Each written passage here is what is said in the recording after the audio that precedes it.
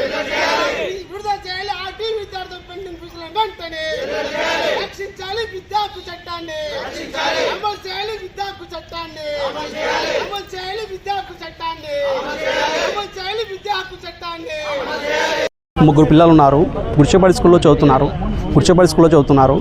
So నా పిల్లలు వచ్చేసి కియాను ఒక అబ్బాయి ఉంటే ఆర్టీఏ కింద, రిమైనింగ్ ఇద్దరు పిల్లలు కూడా ఆర్టీఏ కింద చూపిస్తున్నారు.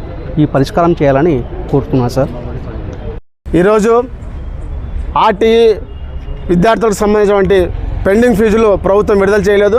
గత 3 సంవత్సరాలైంది. ఇప్పటికి కూడా పెండింగ్ ఫీజులు విడుదల చేయకుండా హోల్డ్లో పెట్టారు. మొన్నటిదాకా ప్రాసెసింగ్ అని పెట్టారు.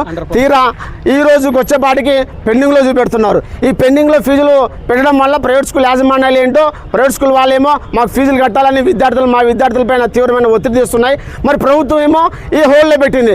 మరి మా సమస్య ఎలా పరిష్కారం కావాలి? ప్రభుత్వము, విద్యాశాఖ మంత్రి గారు, సీఎం గారు ఇప్పటికైనా ఈ ఆర్టీ విద్యార్థులపైన విద్యా హక్కు చట్టాన్ని రక్షించే బాధ్యత తీసుకొని వెంటనే ఈ పెండింగ్ నిధులను విడుదల చేయాలి. అదేవిధంగా ఒక కుటుంబంలో ఒక విద్యార్థి చదువుతుంటే, ఆర్టీకి ఒక విద్యార్థి చదువుతుంటే మిగతా విద్యార్థులను కూడా దీని గురించి చూపిస్తున్నారు. ఇది కూడా ఒక పెద్ద సమస్యగా మారింది. అలాగే తల్లికి వందనం విడుదల చేస్తామని చెప్తున్నారు, కానీ అమలులో మాత్రం ఆచరణలో ఎక్కడ జరగడం లేదు. కాబట్టి మేము పేరెంట్స్కి ఒకటే డిమాండ్ చేస్తున్నాం, ఈ యొక్క పెండింగ్లో ఉన్నటువంటి నిధులను వెంటనే విడుదల చేయాలి. అలాగే ఈ విద్యా సంవత్సరంలో మొదటి విడతగా ఎన్నికైనటువంటి విద్యా హక్కు చట్టం కింద ఎన్నికైనటువంటి విద్యార్థులని ఏ ప్రైవేట్ స్కూల్ యాజమాన్యాలు చేర్చుకోలేదు. ఆ విద్యార్థులందరినీ కూడా మరి ప్రైవేట్ స్కూల్ యాజమాన్యాలు, విద్యాశాఖ అధికారులు వెంటనే దగ్గరుండి వాళ్ళు కూడా చేర్చుకోవాలని చెప్పేసి, పెండింగ్ ఫీజులు వెంటనే విడుదల చేయాలని చెప్పేసి, లేకపోతే ఇంకా రాబోయే రోజుల్లో పెద్ద ఎత్తున ఉద్యమాలు చేస్తామని చెప్పేసి తెలియజేస్తూ డిమాండ్ చేస్తున్నాం. తల్లికి వందనం పేరుతో బడ్జెట్ రిలీజ్ చేసినట్లు ఉంది సార్. మా పోయిన వారం వరకు అయితే అండర్ ప్రాసెస్ కింద చూపించింది సార్.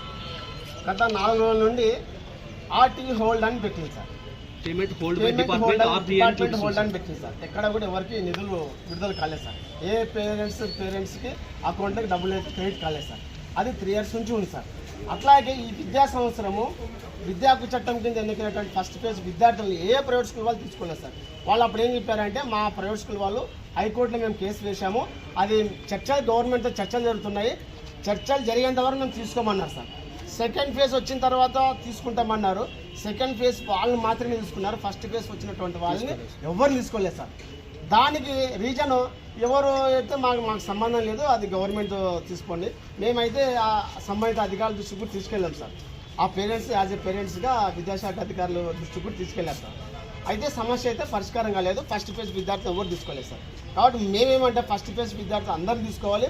అదేవిధంగా ఈ యొక్క హోల్డ్లో పెట్టినటువంటి పేమెంట్ హోల్డ్లో పెట్టినటువంటి నిధులను ఆ పేరెంట్స్ మదర్స్కి వెంటనే ఇమీడియట్లీగా విడుదల చేయాలని చెప్పేసి ఈ సందర్భంగా మీకు తెలియజేస్తున్నాం సార్. దానికి సంబంధించేసరిగా ఈ విధంగా ఉన్నది సార్. పేరు, application status, application eligible sir, remarks, payment hold by department RT ఉంది సార్. ఇంకో విషయం సార్, స్టూడెంట్ ఒక కుటుంబంలో ఆర్టీ కింద ఒకరే ఉంటారు సార్, మిగతా విద్యార్థులు జనరల్గా ఉంటారు సార్.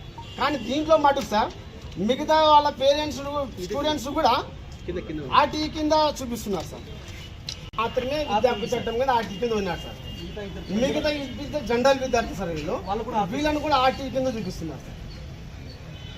ఆర్టీ అమౌంట్ అనేది విత్డ్రా చేస్తారా చేయరా సార్? దానికి సంబంధించింది పేమెంట్ అన్నిట్లో sir payment hold by department RT. Last week వరకు అండర్ ప్రాసెస్ అని ఉన్నాయి సార్. లాస్ట్ వీక్ వరకు